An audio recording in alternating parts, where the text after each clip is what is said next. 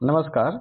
PhD आंदोलन जो चल रहा था पीएचडी होल्डर्स का पटना में, ओवरऑल वो अपनी बातों को मनवाने में कामयाब हो गए और एक नेट क्वालिफाइड जो कैंडिडेट्स हैं उनको बहुत बड़ा झटका लग रहा है। और वो झटका किस बात का है वो इस वीडियो में हम नीचे देखेंगे। जैसे कि आप देख सकते हैं कि ये रहा न्यूज़पेपर का कटिंग जो कि आज 25 अगस्त में आया है, हम जो कि आपके सामने है देखते रहेंगे, जिसमें कि कहा जा रहा है कि असिस्टेंट प्रोफेसर भर्ती में उम्र सीमा 55 वर्ष होगी, पूछे जाएंगे ऑब्जेक्टिव प्रश्न।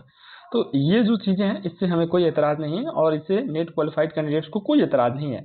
एतराज उन बातों से जब आप पूरे इस डिटेल्स को पढ़िएगा, हालांकि इस पर मैं एक दो वीडियो और बना चुका हूं अपने चैनल पे, जाएं देखें और हमारे चैनल को सब्सक्राइब करें, हमें सपोर्ट करें ताकि हम आपकी आवाज के रूप में उभर पाएं। ये नेट क्वालिफाइड कैंडिडेट के साथ बहुत गलत हो रहा है और गलत इस बात को लेकर के हो रहा है कि जब सब राज्य रिटर्न आधारित एग्जाम ले रहे हैं और एपीआई को वो नकार रहे हैं, फिर ऐसे में बिहार सरकार एपीआई पे क्यों राजी हो गई। सरकारें जो हैं वो जब जब जिस जिस बात को आंदोलन लोग करते रहे, आंदोलन के साथ जाएगी, तब तो ये तुष्टिकरण की बात हो गई ना। और तुष्टिकरण की बात करने से सरकारें तो चलती नहीं है। सरकार को वैसा चीज लेना चाहिए जो सबके हित में हो। अब जैसे एग्जाम्पल देखिए ना, इसमें क्या कहा गया है कि 15 दिन में समिति लेगी फैसला। और इसमें क्या है ना, 30 अंक से कम अधिमानता नहीं पीएचडी को, यानी जिन्होंने पीएचडी किया ना उसको 30 अंक मिलेंगे और जो नेट क्वालिफाइड किया ना उनको 11 अंक मिलेंगे। अब वो भी क्या, जेआरएफ वाले को, नेट वाले को तो हो सकता है कि 9 अंक मिल जाए, हो सकता है कि 7 अंक मिल जाए। तो कहाँ 7 अंक और कहाँ 30 अंक। तो इसमें देखेंगे तो कम से कम 19 अंक या कम से कम देखेंगे तो 21 अंक का अंतर पड़ेगा। और जब ये इतना बड़ा अंतर रहेगा तो फिर नेट क्वालिफाइड कैंडिडेट्स जो है ना वो मेरिट में कैसे आएंगे। अगर जब वो मेरिट में आएंगे ही नहीं तो फिर इस नए जो ये जो नया आ रहा है इसका क्या फायदा होगा नेट कैंडिडेट्स को। तो कहीं ना कहीं ये नेट के कैंडिडेट्स के हित में नहीं है। अब यहाँ पे क्या कहा गया, एपीआई स्कोर में अनुभव पर भी विचार। अरे इन्हीं सब चीजों को तो हटाने के लिए नया रेगुलेशन लाया गया था 2026, क्योंकि 2020 में जो प्रोफेसर की बहाली हुई थी उनमें इन सारी चीजें थी जिसके चलते वो बहाली अभी तक कोर्ट में अटकी हुई है।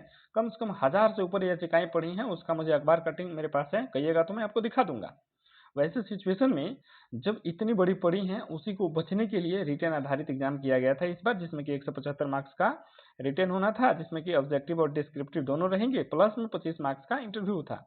अब उसमें एपीआई का कहीं कोई मतलब नहीं था, रिसर्च पेपर पर कोई स्कोर नहीं था, पीएचडी पर कोई एक्स्ट्रा वेटेज नहीं था। बट ये लोग आंदोलन करके अपनी बातों को मनवा लिए। तो जो भी नेट क्वालिफाई कैंडिडेट्स हैं उनको भी आंदोलन करना होगा। अगर वो आंदोलन नहीं करते हैं तो उनके हितों को नहीं माना जाएगा, फिर वो पिछड़ जाएंगे इस अगली जो भी परमानेंट वैकेंसी आने वाली है उस वैकेंसी में। अब देखिए ना, इसमें कहा गया है कि गेस्ट शिक्षक के मुद्दों पर भी होगा विचार, यानी कि जो गेस्ट शिक्षक है ना उनको 65 साल किया जाए। एक चीज मुझे समझ में नहीं आ रहा है कि सरकार जो है वो कहती थी कि जो भी संविदा पे आधारित हैं या गेस्ट फैकल्टी हैं या कॉन्ट्रेक्चुअल बेसिस हैं, उनकी बहाली तब तक है जब तक कि नियमित बहाली नहीं आ जाती है। जैसे ही नियमित बहाली आएगी उन्हें हटा दिया जाएगा और उनके जगह पे नियमित और परमानेंट वैकेंसी लाई जाएगी।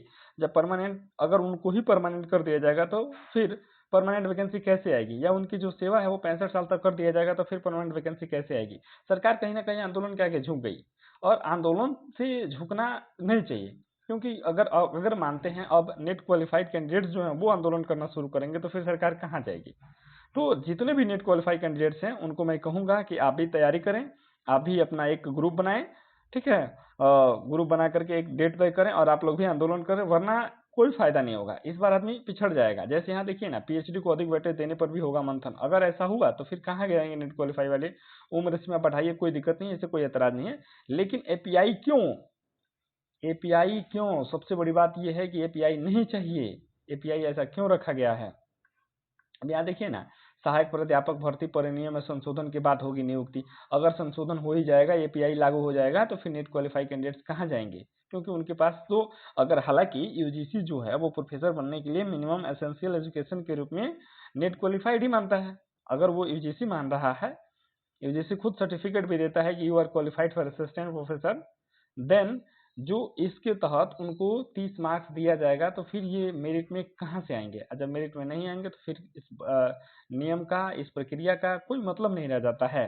अब देखिए ना, अधिकतम उम्र सीमा को धीरे धीरे कम करने पर हुई चर्चा। संशोधन तक सहायक प्राध्यापक भर्ती पर नियम स्थगित रहेगा। राज्यपाल की ओर से कमेटी बनेगी, शिक्षाविद भी शामिल होंगे।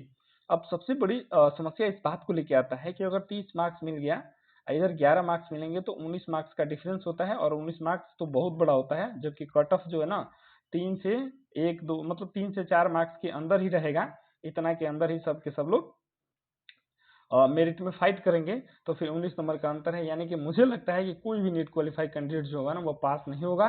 तो नेट क्वालिफाइड कैंडिडेट जो भी हैं वो तैयार रहें आंदोलन के लिए, तभी उनका कुछ हो पाएगा, अन्यथा कुछ नहीं हो पाएगा।